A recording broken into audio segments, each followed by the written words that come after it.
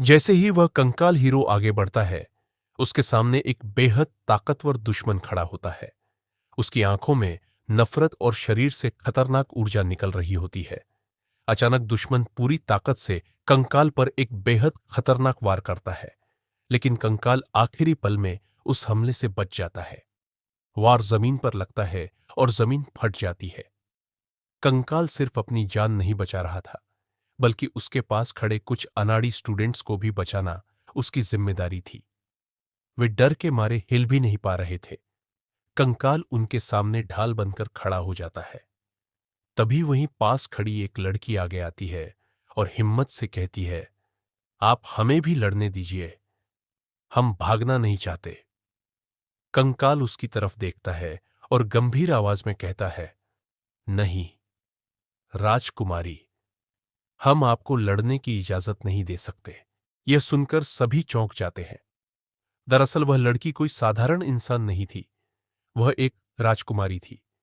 कंकाल आगे बढ़कर कहता है, अगर आप इस युद्ध में शामिल नहीं होंगी तो मैं आपके घायल साथी को अपनी हीलिंग मैजिक से बचा लूंगा। पास ही उनका एक साथी बुरी तरह जख्मी पड़ा हुआ था। राजकुमारी कुछ पल सोचती है, फिर सिर हिलाकर मान जाती है। राजकुमारी कंकाल से कहती है, ठीक है, लेकिन पहले इस आसपास फैली जहरीली धुंध को हटा दो। तभी कंकाल अपनी उंगली में पहनी हुई रहस्यमयी अंगूठी को ऊपर उठाता है। अंगूठी तेज रोशनी से चमकने लगती है और देखते ही देखते चारों तरफ की जहरीली धुंध हटने लगती है। पूरा मैदान साफ हो जाता है। लेकिन तभी दुश्मन जोर से हंसता है। वह अपने दोनों हाथ ऊपर उठाता है और जादू से अपने आसपास पड़ी हुई तलवारों को एक एक करके इकट्ठा करने लगता है। तलवारें हवा में तैरने लगती है। दरअसल वे कोई साधारण तलवारें नहीं थीं।